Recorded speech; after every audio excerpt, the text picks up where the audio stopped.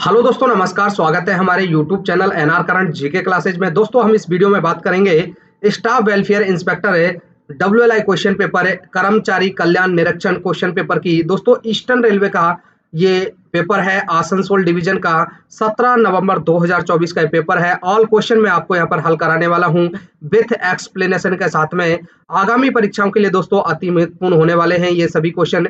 दोस्तों, यहाँ पर मैं आपको कहना चाहूंगा, आपको विश्वास दिलाना चाहूंगा, जिस प्रकार से मैं आपको यहाँ पर हल कराने वाला हूँ तो आपको बहुत ही मजा आने वाला है। और आप दोस्तों महसूस भी करेंगे कि हाँ, हमने वीडियो देखी है और हम इस वीडियो से बहुत कुछ सीखे हैं।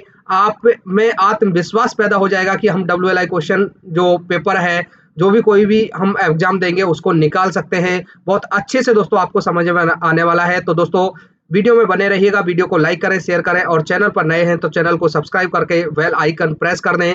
दोस्तों, इसके अलावा मैं आपको बताना चाहूँगा कि इसकी जो पीडीएफ है पेपर की, वो मेरे टेलीग्राम चैनल के लिंक पर मिल जाएगी। लिंक मैंने डिस्क्रिप्शन बॉक्स में दी हुई है, जहाँ पे आप डिस्क्रिप्शन में जाके लिंक पर क्लिक करके टेलीग्राम चैनल ज्वाइन कर लें और जो पेपर है उसकी पीडीएफ आपको वहाँ पर मिल जाएगी विथ आंसर की।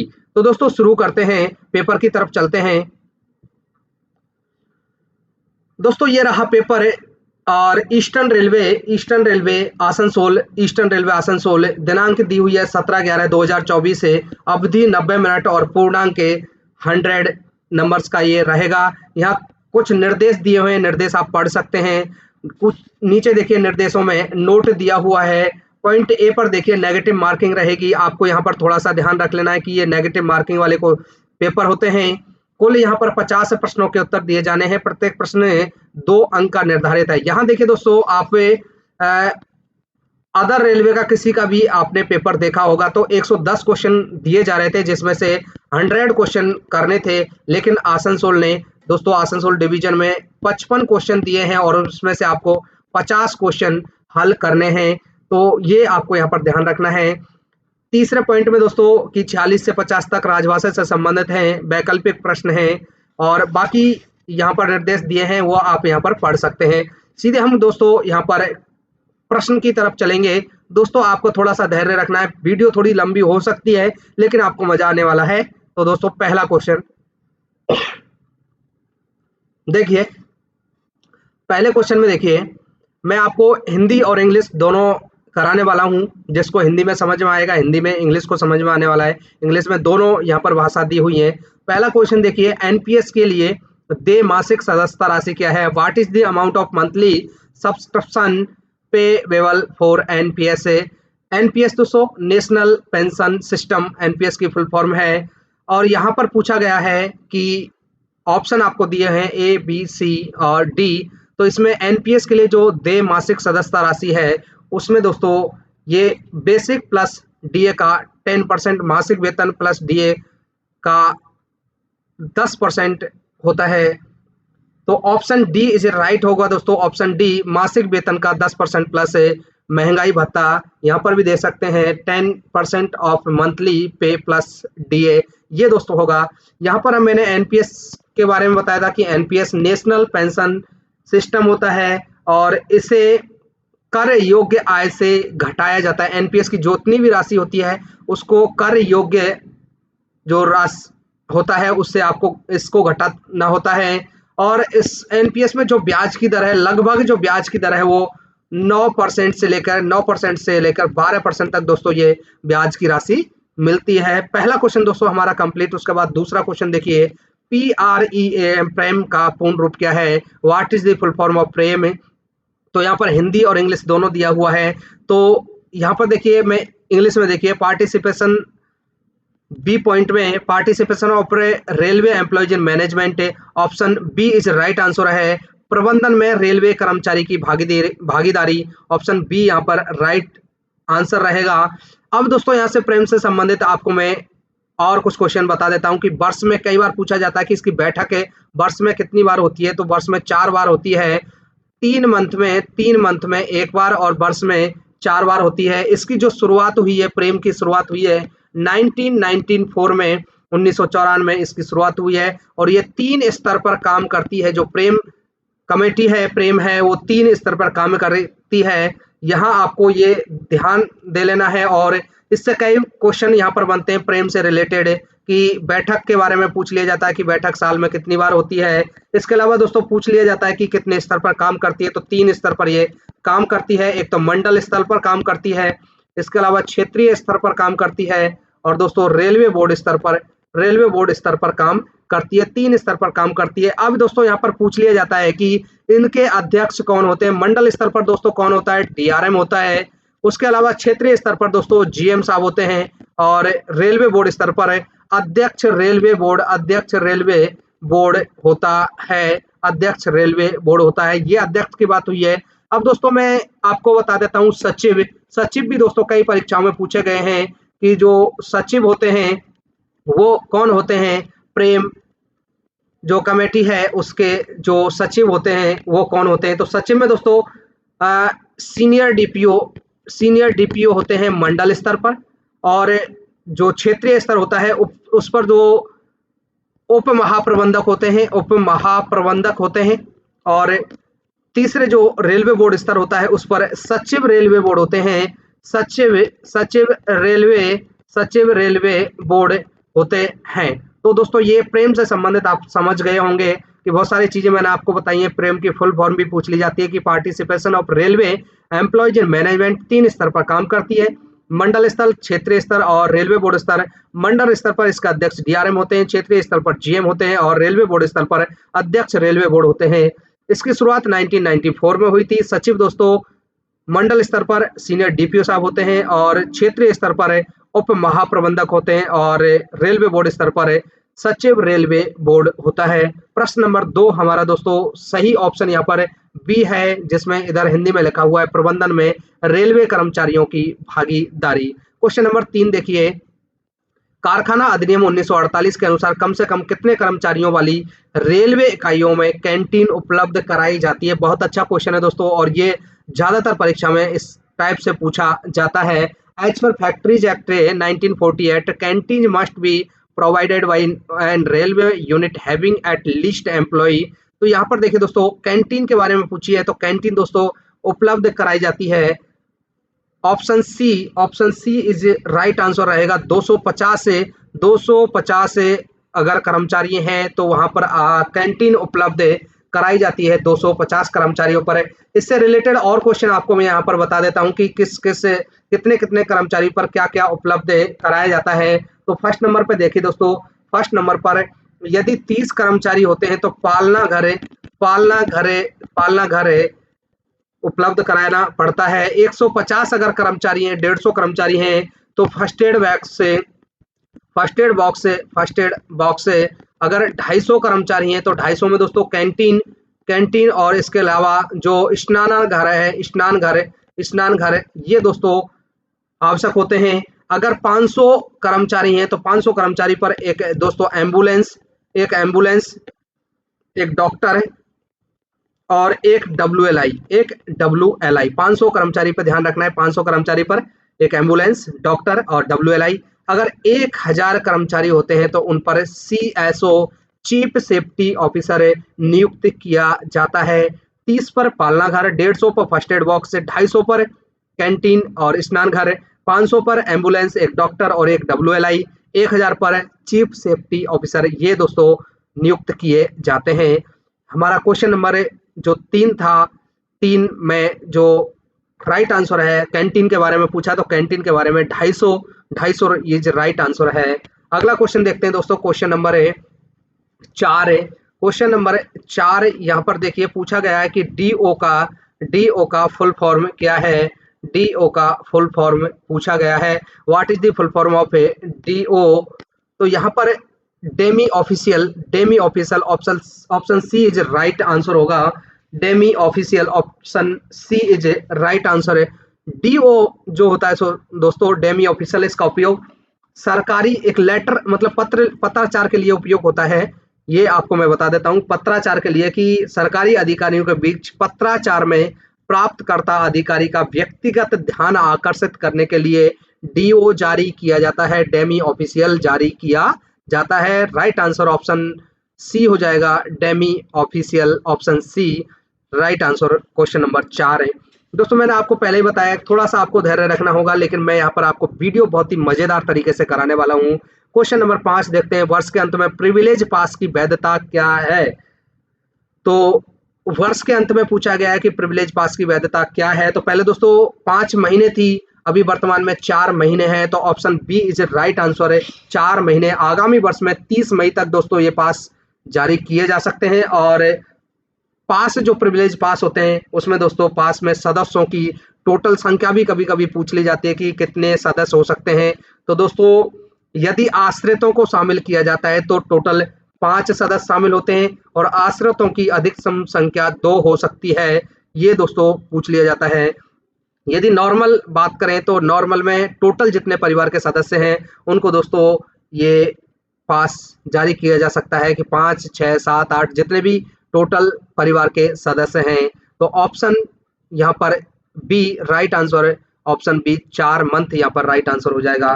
क्वेश्चन नंबर 6 की बात करते हैं। क्वेश्चन नंबर 6 में देखिए पूछा गया है, यदि कोई रेलवे कर्मचारी पुलिस हिरासत में डैश घंटे से अधिक समय तक हिरासत में रहता है तो उसे निलंबित माना जाएगा। तो दोस्तों 2 दिन या 48 आवर्स, 48 घंटे दोस्तों इसका राइट आंसर रहेगा, 48 घंटे। Option D is right, option D is right हो जाएगा क्वेश्चन नंबर 6 का। अगला क्वेश्चन देखते हैं, क्वेश्चन नंबर 7।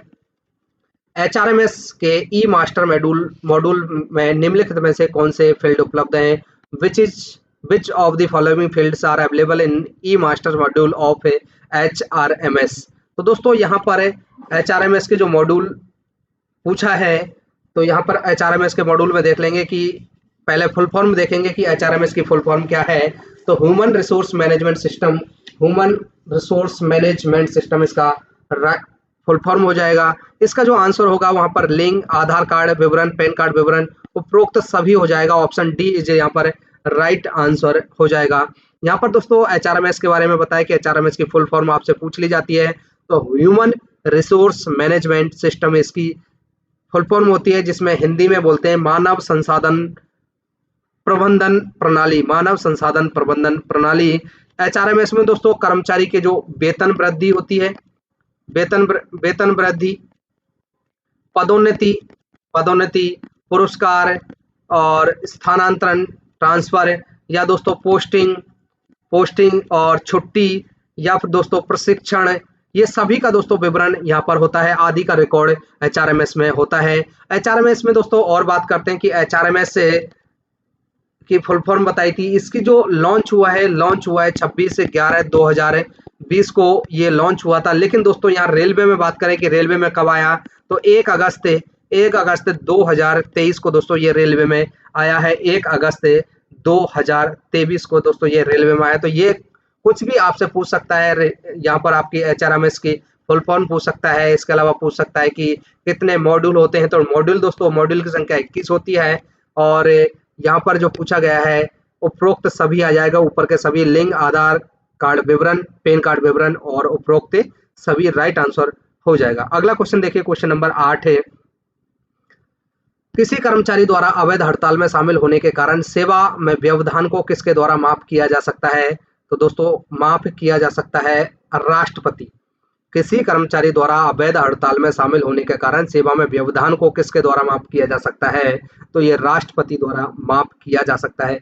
राष्ट्रपति की जो क्षमादान की शक्ति है दोस्तों अनुच्छेद 72 अनुच्छेद 72 में निहित है। संविधान के अनुच्छेद 72 में राष्ट्रपति यदि कोई व्यक्ति किसी व्यक्ति को कोर्ट से यदि दोषी ठहरा दिया जाता है या उसको जैसे कोई सजा दे दी जाती है, तो उस व्यक्ति की सजा माफ करने, राहत देने या छूट देने या निलंबित किया है उसको रोकने या कोई सजा है उसको कम करने की शक्ति राष्ट्रपति के पास होती है। तो यहाँ पर क्षमादान की शक्ति अनुच्छेद 72 में है। और यहाँ जो पूछा गया है कि अवैध हड़ताल में शामिल होने के कारण सेवा में व्यवधान के लिए किसके द्वारा माफ किया जा सकता है? तो दोस्तों यहाँ राष्ट्रपति द्वारा माफ किया जा सकता है। अगला क्वेश्चन देखिए, क्वेश्चन नंबर 9, जब कोई रेलवे कर्मचारी अपने मुख्यालय से 8 किमी से अधिक दूरी पर 10 घंटे की ड्यूटी पर जाता है तो स्वीकार्य यात्रा भत्ते की दर क्या होगी?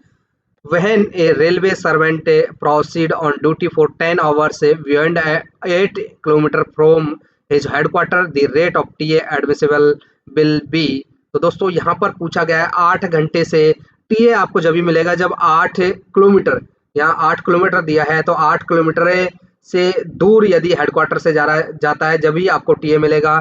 यहाँ पर पूछा है कि 10 घंटे की ड्यूटी पर जाता है तो स्वीकार्य भत्ता 70% होगा, बी और इज राइट आंसर है। यहाँ पर आपको मैं बता देता हूँ कि यदि 6 घंटे से कम हेडक्वार्टर से 8 किलोमीटर की दूरी पर जाता है तो 30% उसको टीए मिलेगा। यदि 6 घंटे से अधिक और 12 घंटे से कम के लिए हेडक्वार्टर से दूर जाता है तो 70% मिलेगा। यहाँ 10 घंटे पूछा था इसलिए दोस्तों 70%। यदि 12 घंटे से अधिक हेडक्वार्टर से दूर जाता है, 8 किलोमीटर दूर जाता है तो उसको 100% टीए दिया जाएगा, 100% टीए रहेगा। अगर हम बात करें दोस्तों टीए लेवल की, ये टीए किस प्रकार से मिलता है, और टीए अभी दोस्तों जो डीए 50% हो गया था उसके बाद टीए की जो रेट है उनमें चेंज हो चुका है, आपको वो भी याद रखना है। मैं आपको कुछ बता देता हूँ कि लेवल 5 से कम है तो उसको जो टीए मिलेगा 625 है। ये 625 दोस्तों 100% होता है।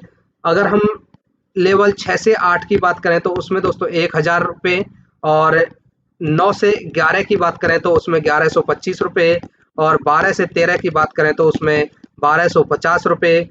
यदि 14 से अधिक है तो उससे दोस्तों 1500 रुपये टीए मिलेगा, 1500 रुपये टीए मिलेगा। तो यहाँ पर दोस्तों 10 घंटे के बारे में पूछा गया था इसलिए हमने दोस्तों यहाँ पर लिख दिया है कि 70% उसको टीए मिलेगा। Option B is a right answer है। अगला क्वेश्चन देखते हैं, क्वेश्चन नंबर 10। रेलवे कर्मचारी को सेवानिवृत्ति पर पेंशन में कम्यूटेशन की अधिकतम स्वीकार्य सीमा क्या है? क्वेश्चन नंबर 10 है और क्वेश्चन नंबर 10 का जो सही आंसर है ऑप्शन ए 40% दोस्तों यहाँ पर सही आंसर है, 40%। क्वेश्चन नंबर 11 की बात करते हैं। क्वेश्चन नंबर 11 है, सेवानिवृत्ति ग्रेजुएटी के लिए पात्र बनने के लिए न्यूनतम आहारकारी सेवा क्या है? तो ग्रेजुएटी के लिए दोस्तों जो कम न्यूनतम सेवा है वो 5 वर्ष होनी चाहिए। Option A is right answer है। यहाँ पर आपको दोस्तों और बता देता हूँ कि 2 साल पर क्या मिलता है, 5 साल पर क्या मिलता है, 10 साल पर क्या मिलता है और 15 साल पर, 20 साल पर क्या मिलता है। तो 2 साल पर दोस्तों कोई भी कर्मचारी परमानेंट हो जाता है। 5 साल की अगर सेवा हो जाती है तो ग्रुप सी या डी के जो कर्मचारी हैं उनको 3 सेट पास मिलना शुरू हो जाता है, स्टडी लीव मिलना शुरू हो जाती है और ग्रेजुएटी मिलना शुरू हो जाती है। यहाँ जो पूछा गया था, अगर 10 साल की अगर कोई सेवा कर लेता है तो पेंशन का हकदार हो जाता है, पेंशन का हकदार हो जाता है। यदि 15 वर्ष की सेवा हो जाती है तो पेंशन रिस्टोर हो जाती है, और यदि 20 साल की सर्विस कर लेता है तो दोस्तों वो बीआरएस ले सकता है और मानार्थ पास का हकदार हो जाता है, मानार्थ पास का वो हकदार हो जाता है। क्वेश्चन नंबर 11 का जो राइट आंसर है वो है 5 वर्ष। अगला देखिए क्वेश्चन नंबर 12 है। क्वेश्चन नंबर 12 में देखिए दोस्तों, मैं थोड़ा सा हटा देता हूँ। क्वेश्चन नंबर 12 यहाँ पर लिखा हुआ है, जब किसी रेलवे कर्मचारी को प्रशासनिक आधार पर 2000 किलोमीटर से अधिक दूर स्थित स्टेशन पर स्थानांतरित किया जाता है तो वह कार्यभार ग्रहण करने के समय के लिए पात्र होगा। बहुत अच्छा क्वेश्चन है दोस्तों, आप इसको समझेंगे, अच्छे से समझें। पूछा गया है कि 2000 किलोमीटर से अधिक दूर कोई का स्थानांतरण होता है, पोस्टिंग दिया जाता है, तो उसको कार्यभार का जो ग्रहण करेगा उसका समय कितना होगा, कितने दिन उसको समय दिया जाएगा। तो यहाँ पर नॉर्मल 2000 पूछा है तो 2000 के लिए दोस्तों यहाँ पर दिया जाता है जो समय है 2000। क्वेश्चन नंबर 12 था ना, क्वेश्चन नंबर 15 दिन हो जाएगा, क्वेश्चन नंबर 12 का 15 दिन हो जाएगा 2000 के लिए। अब देखिए दोस्तों यहाँ पर समझिए कि यदि 1000 किलोमीटर की दूरी है तो उसको जो समय दिया जाता है वो 10 दिन का दिया जाता है। यदि दूरी 1000 से अधिक हो और 2000 से कम हो तो उसको 12 दिन का समय दिया जाता है।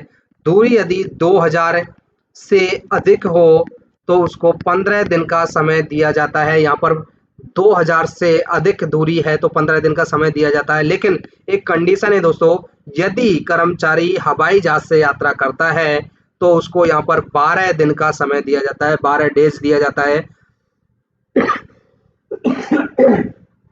कोई भी कर्मचारी दोस्तों यदि हवाई जहाज से जाता है और एक ही दिन में पहुंच जाता है तो बाकी जो समय बचता है 12 दिन में से जैसे 11 दिन बचे तो उसको दोस्तों एलएपी के साथ जोड़ दिया जाता है। ये भी आपको यहाँ पर ध्यान रखना है। तो दोस्तों 1000 किलोमीटर में आप 10 दिन मिलेंगे, 1000 से 2000 के बीच हो तो दोस्तों 12 दिन मिलेंगे और 2000 से अधिक हो तो 15 दिन मिलेंगे। लेकिन हवाई जहाज से दोस्तों जाता है तो उसको मात्र 12 दिन का समय दिया जाएगा और जो बचे हुए दिन हैं उसको एलएपी के साथ जोड़ दिया जाएगा।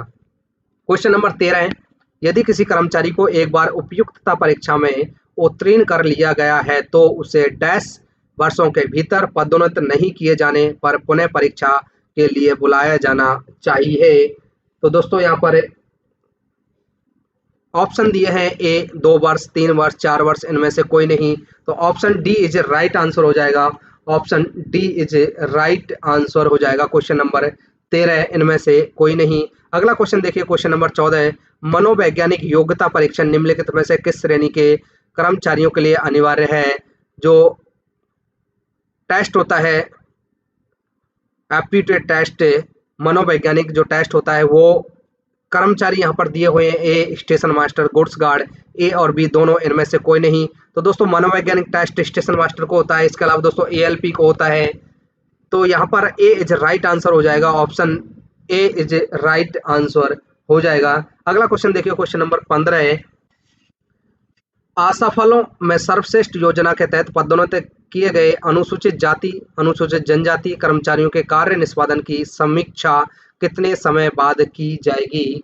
तो यहाँ पे जो ऑप्शन है 3 महीने, 6 महीने, 1 वर्ष और 15 महीने। तो दोस्तों बी इज राइट आंसर हो जाएगा, 6 मंथ, 6 महीने यहाँ का राइट आंसर हो जाएगा। अगला क्वेश्चन देखिए, क्वेश्चन नंबर 16 है, केंद्र सरकार के कर्मचारियों को दिए गए जा रहे महंगाई भत्ते की वर्तमान दर क्या है? What is the current rate of DA? Current rate पूछी है डीए की दोस्तों।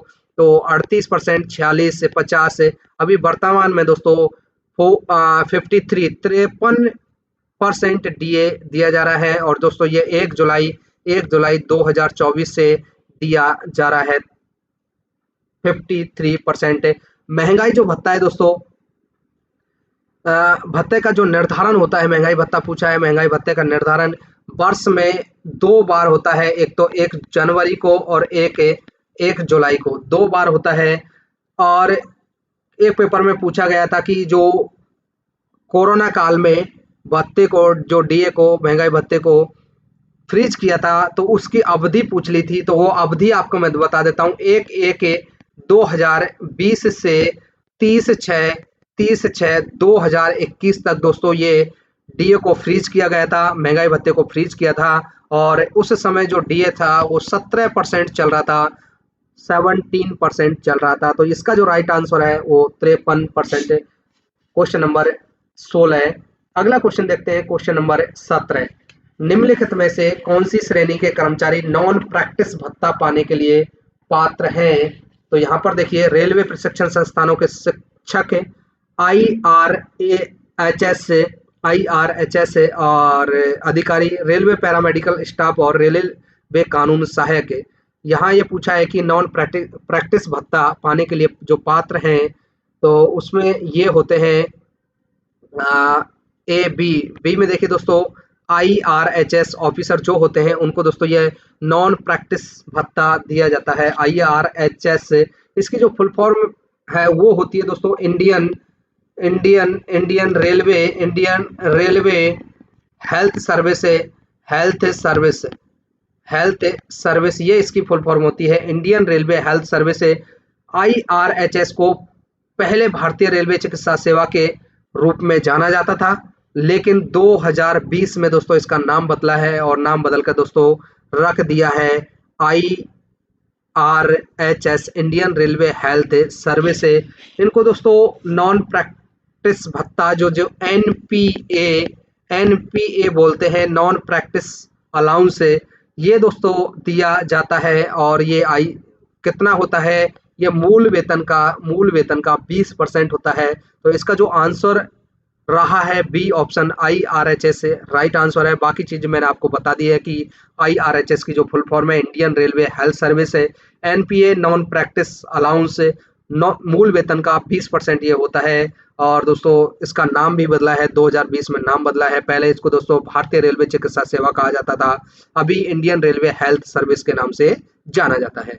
क्वेश्चन नंबर 18 की बात करते हैं। अगला जो क्वेश्चन है क्वेश्चन नंबर 18, बहुत ही आसान पेपर है दोस्तों। पेपर कोई हार्ड पेपर नहीं है, बहुत ही आसान पेपर है। वर्तमान में HRA के लिए शहरों को कैसे वर्गीकृत किया जाता है? Currently how cities are classified for HRA? तो HRA में दोस्तों XYZ 3 श्रेणियों में बांटा गया है। XYZ इसमें दोस्तों X में आपको 30% HRA मिलता है, Y में दोस्तों आपको 20% HRA मिलता है और Z में 10% HRA दिया जाता है। यदि कोई कर्मचारी या अधिकारी रेस्ट हाउस में रहता है तो उसको HRA नहीं दिया जाता है, ये भी ध्यान रखना है। नोट में आप इसको ध्यान रखें कि यदि कोई अधिकारी रेस्ट हाउस में रहता है तो उसे HRA नहीं दिया जाएगा। दोस्तों एक रिक्वेस्ट और है मेरी आपसे कि आप कॉपी पेन लेके बैठे और जो मैं एक्स्ट्रा बता रहा हूँ तो आप उसको लिख लें और दोबारा वीडियो देखेंगे तो भी आपको अच्छे से समझ में आएगा। तो आप साथ के साथ लिखते भी चलें। आपको ऐसा लगता है कि ये हमने नहीं सुना है या नहीं पढ़ा है, उसको आप नोट कर सकते हैं। अगला देखिए दोस्तों क्वेश्चन नंबर 19 से कि taxable income of railway employees include, इसमें लिखा हुआ है रेलवे कर्मचारी की कर योग्य आय में शामिल है, कर योग्य आय में शामिल है। तो यहाँ पर मूल वेतन, यात्रा भत्ता, मकान किराया भत्ता, इनमें से सभी। तो दोस्तों मूल वेतन भी होता है, यात्रा भत्ता भी होता है, मकान किराया भत्ता भी होता है। तो ये सभी दोस्तों इसमें शामिल हैं, ये सभी इसमें शामिल हैं। अगला क्वेश्चन देखते हैं क्वेश्चन नंबर 20 में देखिए what is maximum number of LHAP permissible to a railway employee in one spell? Railway कर्मचारी को एक बार में अधिकतम कितनी HLAP की अनुमति है? HLAP तो दोस्तों यहाँ पर 24 माह 2 साल की एक बार में HLAP की अनुमति है। साल में दोस्तों 20 HLAP मिलती हैं, 1 जनवरी को 10 और 1 जुलाई को भी 10, इस प्रकार से 20 HLAP मिलती हैं। इनकी जमा करने की कोई सीमा नहीं होती है, कितना भी इनको जमा किया जा सकता है। और इस छुट्टी को के दौरान कर्मचारी आधा औसत वेतन पाने का हकदार होता है। HLAP एक बार में दोस्तों ये 24 माह की मिल सकती है, मतलब 2 साल की ये मिल सकती है। तो 20 का राइट आंसर है ऑप्शन सी। अगला क्वेश्चन देखते हैं क्वेश्चन नंबर 21 से पूछा गया है कि ड्यूरिंग एक्स्ट्रा ऑर्डिनरी लीव जो EOL होती हैं, extra ordinary leave A railway employees is eligible for, असाधारण अवकाश के दौरान रेलवे कर्मचारी इसके लिए पात्र है। मूल वेतन, DA, HRA, उपरोक्त सभी। क्वेश्चन नंबर 21 दोस्तों यहाँ पूछा गया है, 21 है क्वेश्चन नंबर 21 से जो पूछा गया है उसमें पूछा गया था कि असाधारण अवकाश के दौरान रेलवे कर्मचारी इसके लिए पात्र है। तो ए होता है दोस्तों ऑप्शन ए। मूल वेतन के लिए दोस्तों ये रहेगा कि मूल वेतन के लिए पात्र रहेगा। DA, HRA या उपरोक्त सभी इनमें से नहीं आएगा। Option A is right answer है, मूल वेतन के लिए रहेगा। एक्स्ट्रा ऑर्डिनरी लीव जिनको हिंदी में असाधारण छुट्टी कहते हैं।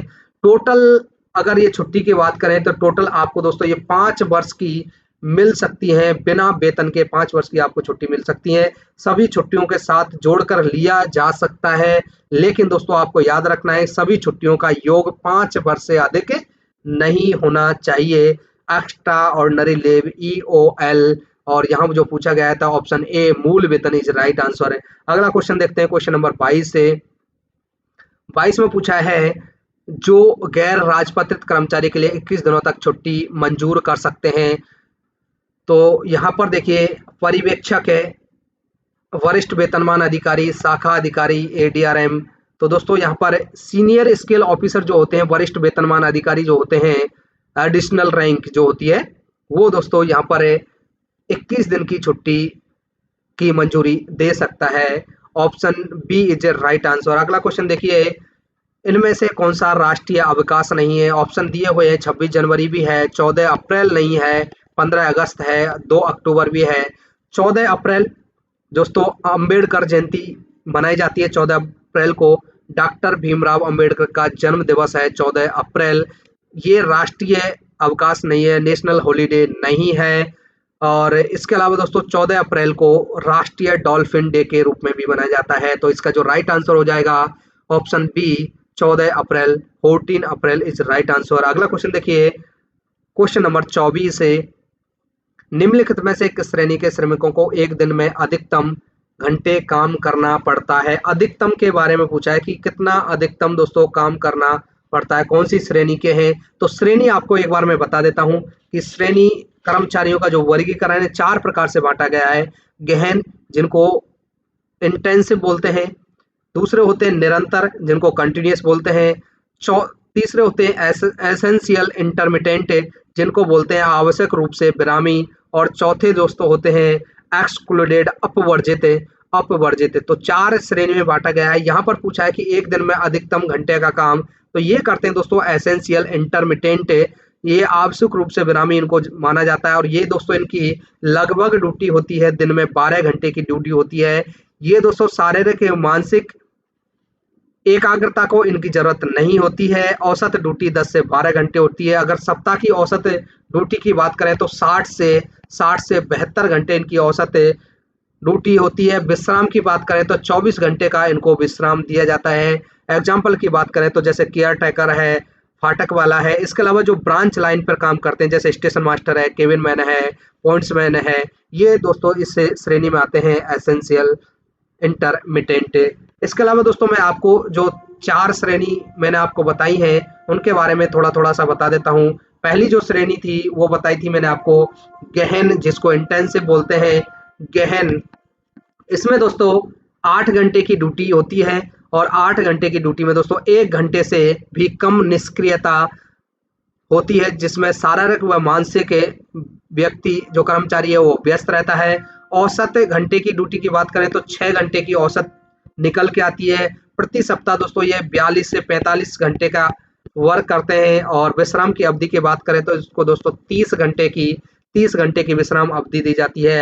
एग्जाम्पल की बात करें तो एग्जाम्पल में दोस्तों जैसे कंट्रोलर होते हैं, टेलीफोन ऑपरेटर होते हैं, या फिर RRI पे जो कर्मचारी काम करते हैं वो इस श्रेणी में आते हैं गहन।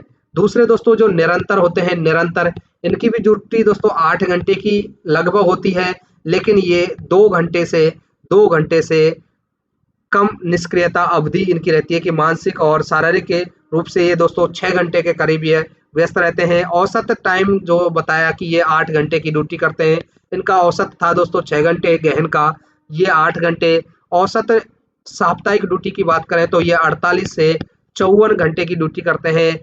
विश्राम की अवधि वही सेम 30 घंटे, जिसमें एग्जाम्पल की बात करें तो station master, cabin man, pointsman और बुकिंग क्लर्क ये इस श्रेणी में आते हैं। तीसरा दोस्तों मैंने आपको ऑलरेडी बता दिया है एसेंशियल इंटरमिटेंट। इसमें दोस्तों 12 घंटे की ड्यूटी होती है। जैसे बॉक्स, ये क्या बोलते हैं, केयर टेकर जो होते हैं, फाटक वाला होता है, ये दोस्तों इसमें होते हैं। इसके अलावा ब्रांच लाइन में जो station master, cabin man, pointsman, और चौथे जो प्रकार के होते हैं जो एक्सक्लूडेड अपवर्जित श्रेणी के होते हैं, इनकी ड्यूटी दोस्तों 24 घंटे की ड्यूटी होती है।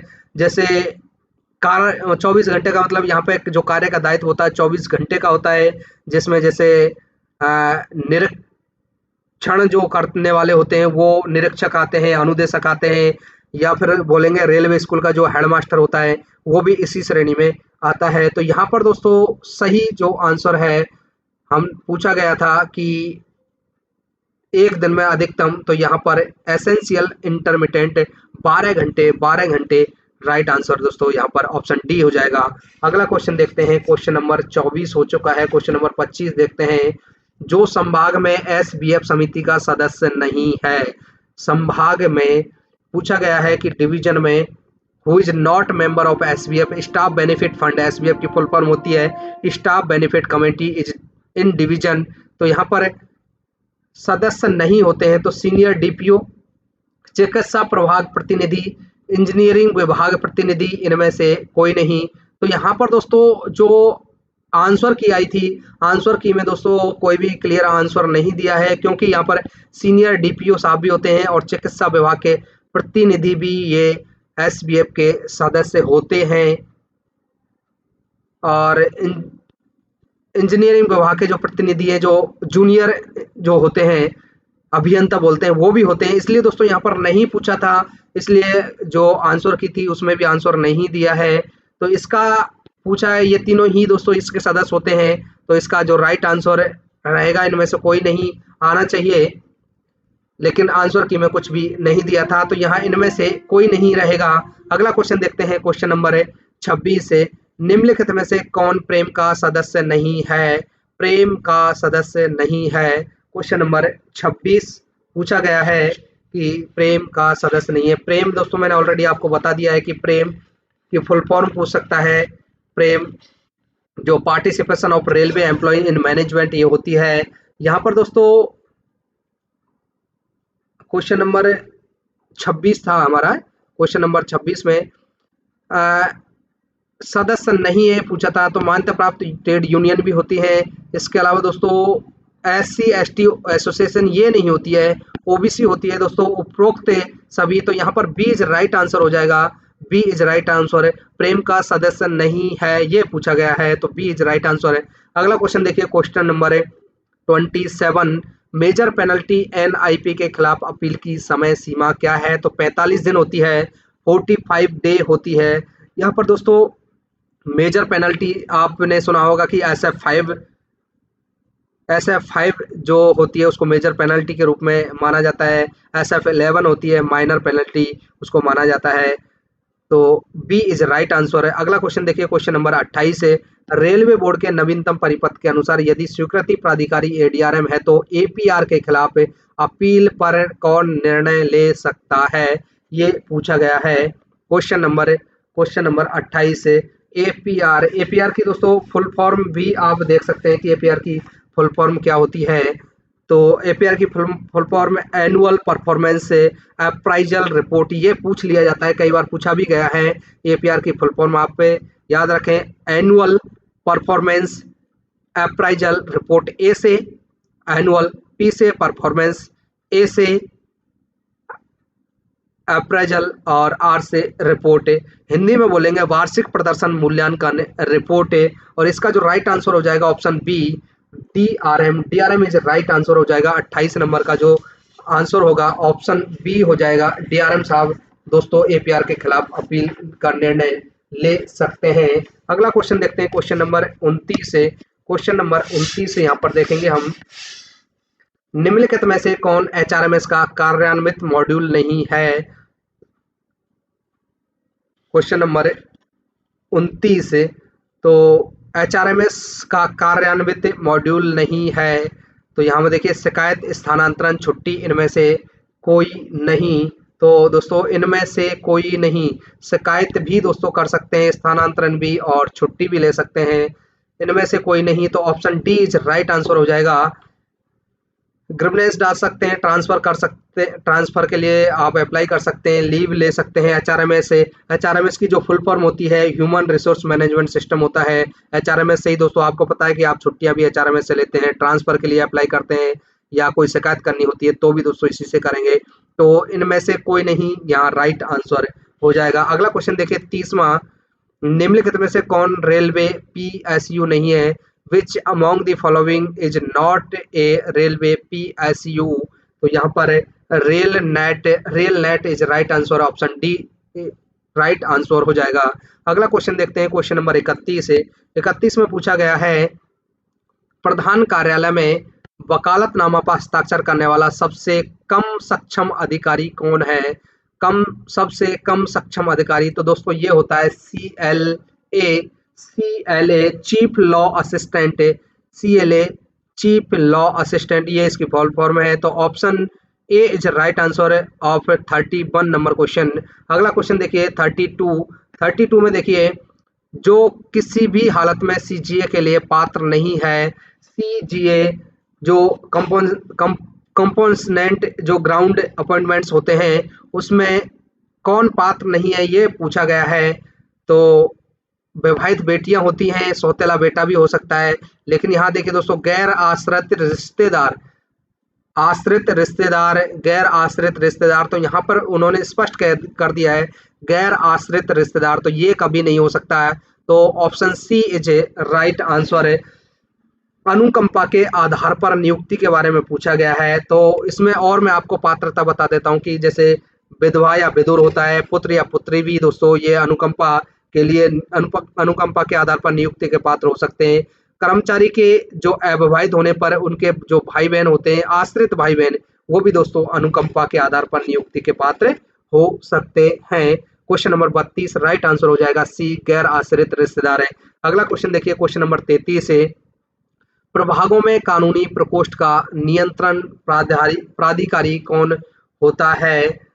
What is the controlling authority of legal cell in divisions? प्रभागों में कानूनी प्रकोष्ठ का नियंत्रण प्राधिकारी कौन होता है? तो दोस्तों ADRM, option B is right answer हो जाएगा। ADRM साहब होते हैं, option B is right answer. अगला क्वेश्चन देखिए, क्वेश्चन नंबर 34 है, लीगल इन्फॉर्मेशन, सॉरी यहाँ पर देखिए पूछा गया LIMBS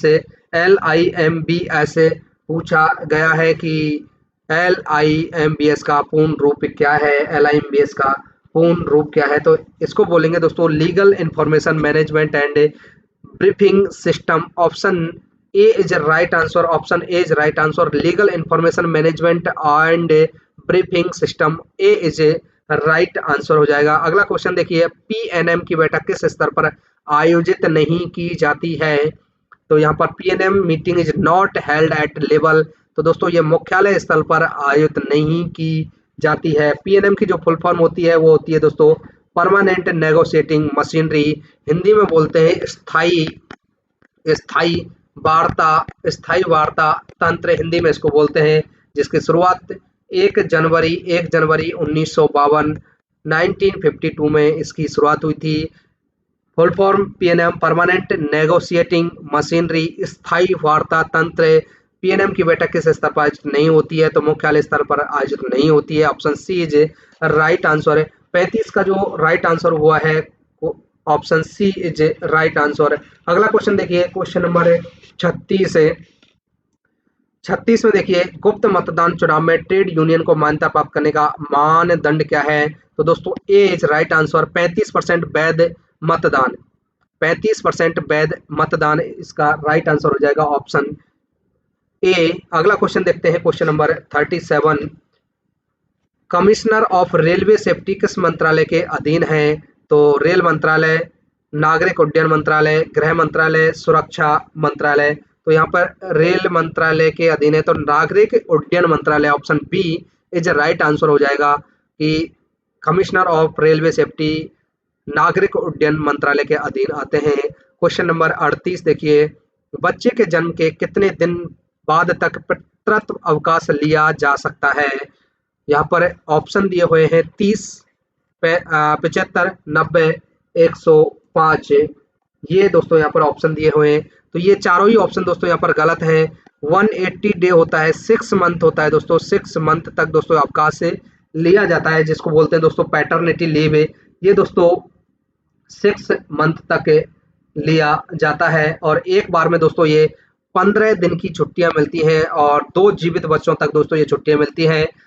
ये छुट्टियां बच्चे के जन्म के 14 दिन पहले से और 6 माह तक दोस्तों इनको ले सकते हैं। तो यहाँ पर ऑप्शन दोस्तों 30, 75, 90 और 135 दिया हुआ था, तो चारों ऑप्शन गलत हैं। 180 दिन होता है, 6 माह दोस्तों रखा जाता है और इन छुट्टियों को दोस्तों अन्य जितने भी प्रकार की छुट्टियां उन सभी छुट्टियों के साथ में लिया जा सकता है। तो ऑप्शन यहाँ पर सही कोई भी नहीं है, 180 दिन हो गया क्वेश्चन नंबर 38 का राइट आंसर। क्वेश्चन नंबर 39 देखिए, 39 में पूछा गया है with which of the following can joining time not be combined, निम्नलिखित में से किसके साथ ज्वाइनिंग टाइम नहीं जोड़ा जा सकता है? तो दोस्तों ये CL के साथ नहीं जोड़ा जा सकता है। ज्वाइनिंग टाइम आपको मैंने बताया था कि 1000 के दिन, 1000 किलोमीटर का 10 दिन, अगर 1000 से 2000 किलोमीटर से कम होता है, 1000 से अधिक होता है, 2000 से कम होता है तो 12 दिन दोस्तों, 2000 से अधिक होता है तो 15 दिन, और अगर 2000 से अधिक है और हवाई यात्रा है तो 12 दिन। तो यहाँ पर जो पूछा गया है ज्वाइनिंग टाइम नहीं जोड़ा जा सकता, तो सीएल के साथ जोड़ा नहीं जा सकता। तो option C is right answer. 39वें का जो राइट आंसर है वो है सी। अगला क्वेश्चन देखिए, क्वेश्चन नंबर 40 है, सेवानिवृत्ति लाभों की गणना के लिए रनिंग स्टाफ को मूल वेतन का कितना अतिरिक्त लाभ स्वीकार्य है? तो दोस्तों ये अतिरिक्त लाभ बी राइट आंसर है। 55%, 55% is right answer, option B question number 40 है। अगला क्वेश्चन देखते हैं, क्वेश्चन नंबर 41। इसमें पूछा गया है किसी संवर्ग में प्रत्याशित रिक्तियों का आकलन करते समय निम्नलिखित में से किस कारक को शामिल नहीं किया जाना चाहिए? ऑप्शन ए में भावी सेवानिवृत्ति, 2 पदोन्नति, 3 में प्रत्याशित नियुक्तियां और डी में पूछा है पारस्परिक स्थानांतरण। तो दोस्तों इसका जो राइट आंसर हो जाएगा पारस्परिक स्थानांतरण, option D is right answer. Option D यहाँ पर राइट आंसर हो जाएगा पारस्परिक स्थानांतरण। अगला क्वेश्चन देखते हैं, question number 42। Which among the following is not done on I pass? इनमें से कौन सा कार्य आई पास पर नहीं किया जाता? आई पास पर कौन सा कार्य नहीं किया जाता? वेतन का भी किया जाता है दोस्तों, अंतिम भुगतान भत्ता भी किया जाता है, लेकिन डी एंड आर का कार्य नहीं किया जा सकता। तो ऑप्शन यहाँ पर D is right answer, option D is right answer हो जाएगा। अगला क्वेश्चन देखिए, क्वेश्चन नंबर 43। इनमें से कौन एचआरएमएस पर नहीं किया जाता? दोस्तों एचआरएमएस से संबंधित कई क्वेश्चन आ चुके हैं। तो ह्यूमन रिसोर्स मैनेजमेंट सिस्टम इसकी फुल फॉर्म होती है, और टोटल मॉड्यूल भी मैंने बताए थे एचआरएमएस के 21 होते हैं। यहाँ पर वेतन, अंतिम भुगतान, स्थानांतरण और पीएफ है। तो यहाँ पर दोस्तों नहीं किया जा सकता, तो वेतन का नहीं किया जा सकता, बाकी अंतिम भुगतान, स्थानांतरण, पीएफ ये दोस्तों एचआरएमएस पर किया जा सकता है। इसके अलावा वेतन वृद्धि है, पदोन्नति है, स्थानांतरण है, पोस्टिंग है, छुट्टी है, प्रशिक्षण है, ये सभी दोस्तों एचआरएमएस पर किया जा सकता है, लेकिन वेतन का नहीं किया जा सकता। तो option A is right answer of question number 43।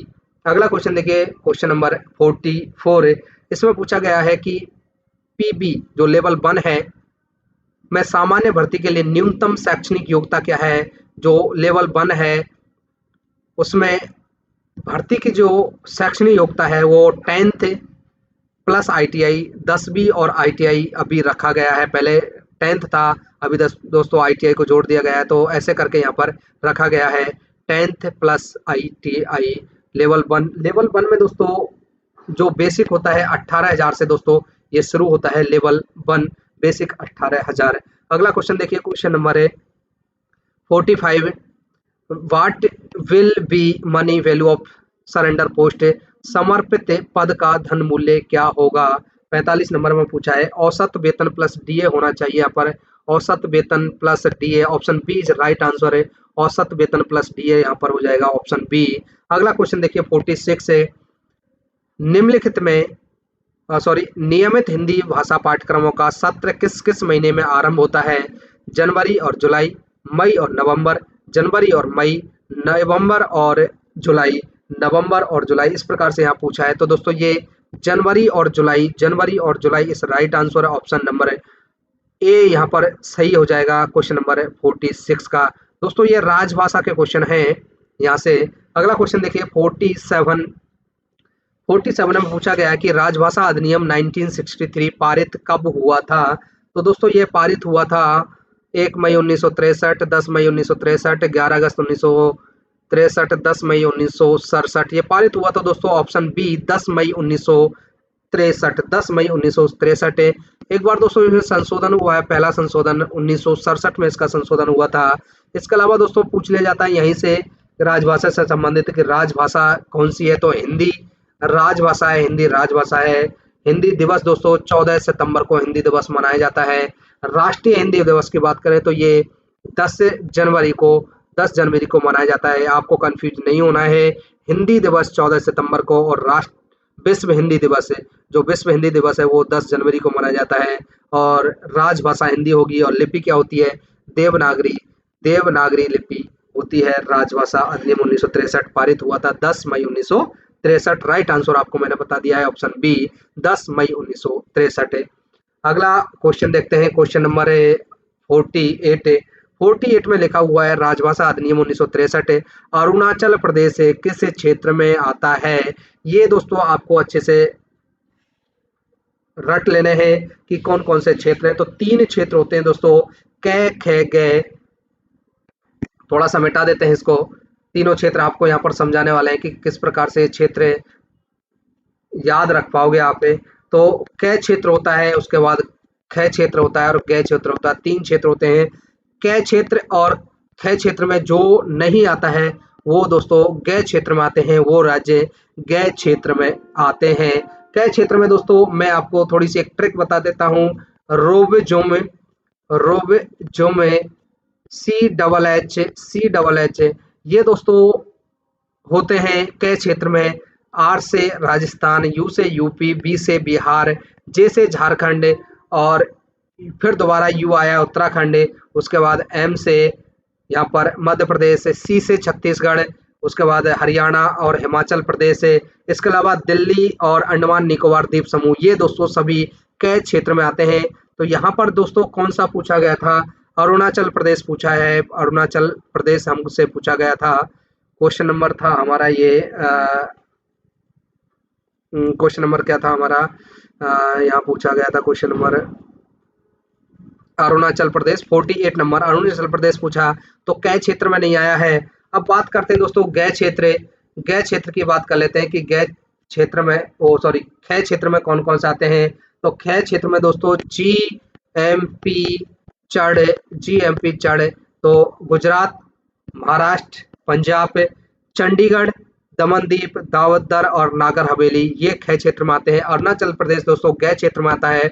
Option A is right answer, option A is right answer.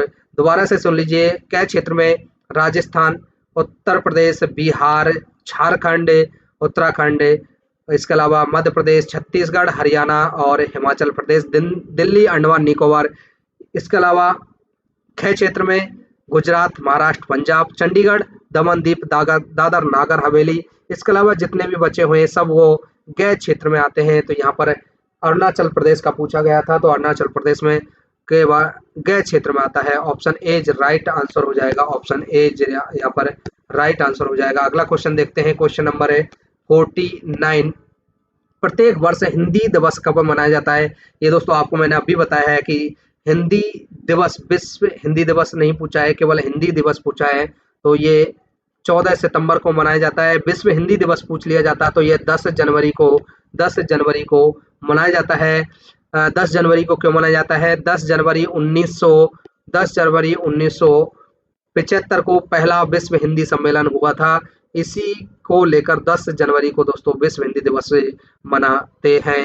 तो 49 का राइट आंसर हो जाएगा ऑप्शन ए। अगला क्वेश्चन देखते हैं, क्वेश्चन नंबर 50। क्वेश्चन नंबर 50 में देखिए, 50 में पूछा है संसदीय राजभाषा समिति में राजभाषा के कितने सदस्य होते हैं। तो संसदीय राजभाषा जो समिति है, टोटल सदस्यों की संख्या तो होती है 30, लेकिन यहाँ जो पूछा है राज्यसभा, तो राज्यसभा के सदस्य होते हैं 10 और जो लोकसभा होती है उसके दोस्तों 20 सदस्य होते हैं। तो यहाँ राज्यसभा पूछा है 10, तो यहाँ पर 10 राइट आंसर हो जाएगा। Option B is right answer, option B is right answer हो जाएगा। लोकसभा के 20 सदस्य, राज्यसभा के 10 सदस्य, टोटल सदस्यों की संख्या 30 होती है। इसके अलावा पूछ लिया जाता है कि संसदीय राजभाषा समिति का जो अध्यक्ष होता है, अध्यक्ष कौन होता है? तो दोस्तों ये होते हैं गृह मंत्री। गृह मंत्री दोस्तों ये अध्यक्ष होते हैं। संसदीय राजभाषा समिति का जो गठन हुआ था वो 1976 में 1976 में गठन हुआ था। राजभाषा अधिनियम की धारा 4 के अधीन दोस्तों 1976 में संसदीय राजभाषा समिति का गठन हुआ था। टोटल सदस्यों की संख्या 30, जिसमें लोकसभा के 20, राज्यसभा के 10। इस प्रकार से दोस्तों ये संसदीय राजभाषा समिति में सदस्य होते हैं। राजभाषा यहाँ पूछा गया था, इसलिए B option is right answer. अगला क्वेश्चन देखते हैं, क्वेश्चन नंबर 51। निम्नलिखित में से कौन सी वस्तुएं अंतिम वेतन प्रमाण पत्र में इंगित नहीं की गई हैं? तो परिवार घोषणा, वेतन और भत्ते, वसूलियां, इनमें से कोई नहीं। तो परिवार और घोषणा, option A is right answer हो जाएगा, ऑप्शन ए। अगला क्वेश्चन देखते हैं 52। एक मान्यता प्राप्त ट्रेड यूनियन केवल डैश के प्रावधानों के अनुसार कानूनी हड़ताल की घोषणा कर सकती है। तो दोस्तों ये औद्योगिक विवाद अधिनियम होगा यहाँ पर। औद्योगिक विवाद अधिनियम 1947 से औद्योगिक विवाद अधिनियम 1947 के आधार पर कोई भी मान्यता प्राप्त ट्रेड यूनियन कानूनी हड़ताल की घोषणा कर सकती है। औद्योगिक विवाद अधिनियम 1947 से जो लागू हुआ था, पूर्ण रूप से लागू हुआ था 1 अप्रैल 1947 को दोस्तों ये लागू हुआ था। औद्योगिक विवाद क्या होता है ये आप समझिए कि औद्योगिक विवाद क्या होता है। औद्योगिक विवाद में दोस्तों मालिक के बीच में, मालिक या श्रमिक के बीच में, या श्रमिक या श्रमिक के बीच में रोजगार को लेकर या रोजगार की शर्तों को लेकर जो भ्रम की स्थिति उत्पन्न होती है उसी को दोस्तों औद्योगिक विवाद के नाम से जाना जाता है। यहाँ पर जो पूछा गया था कि मान्यता प्राप्त ट्रेड यूनियन में केवल डैश के प्रावधानों के अनुसार कानूनी हड़ताल की घोषणा कर सकती है, तो रेलवे औद्योगिक विवाद अधिनियम 1947 के अधीन ये कर सकते हैं। अगला क्वेश्चन देखिए 53 पूछा गया है कि चयन में असफल अभ्यर्थी में से सर्वश्रेष्ठ की योजना के अनुसार अनुसूचित जाति अनुसूचित जनजाति के अभ्यर्थियों को पदोन्नति की समीक्षा कितने महीनों के बाद की जानी चाहिए। 53 में दोस्तों 6 मंथ होगा। 6 मंथ है, option C is right answer है कि 6 मंथ बाद समीक्षा की जानी चाहिए। तो क्वेश्चन नंबर 53 का ऑप्शन सी इज राइट है। अगला क्वेश्चन देखते हैं, क्वेश्चन नंबर 54 है, सेकंड लास्ट क्वेश्चन है। किसी ट्रेड यूनियन के पंजीकरण के लिए आवश्यक सदस्यों की न्यूनतम संख्या कितनी होती है? 5, 6, 7, 8। तो दोस्तों ये होती है 7 है। Option C is right answer. 7 सदस्य होते हैं किसी ट्रेड यूनियन के पंजीकरण के लिए। आवश्यक जो सदस्यों की संख्या होती है वो होती है 7 है। लास्ट क्वेश्चन दोस्तों मैंने आपको पहले ही बताया कि इस क्वेश्चन पेपर में 55 क्वेश्चन होंगे और प्रत्येक क्वेश्चन 2 अंक का होगा। तो ये हमारा लास्ट क्वेश्चन है। यहाँ पर देखिए पूछा गया है निम्नलिखित में से किस भर्ती पद्धति में समुदायवार आरक्षण लागू है? In which of following modes of requirement is community wise reservation applicable? तो यहाँ पर आरआरबी द्वारा भर्ती, खेल कोटा, सांस्कृतिक कोटा, ऊपर के सभी। तो यहाँ आरआरबी द्वारा दोस्तों ये पदोन्नति जो होती है, भर्ती प्रक्रिया होती है, तो ये समुदायवार आरक्षण जो दिया जाता है आरआरबी द्वारा दिया जाता है। जैसे सीधी भर्ती होती है, तो सीधी भर्ती में दोस्तों जो अगर हम बात करें तो एससी के लिए 15% और एसटी की बात करें तो एसटी के लिए दोस्तों 7.5, ओबीसी की बात करें तो ओबीसी को दोस्तों 27% और जो ईडब्ल्यूएस होता है इकोनॉमिकल वीकर जो सेक्शन होता है उसके लिए 10% सीधी भर्ती में। इसके अलावा दोस्तों पदोन्नति की बात करें, पदोन्नति में जो आरक्षण एससी के लिए दोस्तों 15%, एसटी के लिए वो 7.5%, ओबीसी के लिए कुछ नहीं होता है और ईडब्ल्यूएस के लिए भी कुछ नहीं होता है। तो दोस्तों इस प्रकार से ये पेपर 55 क्वेश्चन में आपको हल कराएं, बहुत ही अच्छे तरीके से हल कराएं। पीडीएफ के लिए ऑलरेडी मैं बता चुका हूं कि पीडीएफ आपको कहां मिलने वाली है। आंसर की भी आपको दोस्तों वहीं मिल जाएगी, मेरे टेलीग्राम चैनल पर दोस्तों ये पीडीएफ मिलेगी। टेलीग्राम चैनल की लिंक मैंने डिस्क्रिप्शन बॉक्स में दी हुई है, जहां से आप लिंक पर क्लिक करेंगे, क्लिक करते ही आप टेलीग्राम पर पहुंच जाएंगे और टेलीग्राम पर आप टेलीग्राम जो मेरा चैनल उसको ज्वाइन कर लेंगे और आपको वहां पर और भी पेपर की पीडीएफ पड़ी हुई है तो आप वहां से पीडीएफ प्राप्त कर सकते हैं। तो दोस्तों वीडियो को लाइक कर दें, ज़्यादा से ज़्यादा शेयर करें और चैनल पर यदि नए हैं तो चैनल को सब्सक्राइब करके बेल आइकन प्रेस कर दें। दोस्तों सभी के लिए धन्यवाद।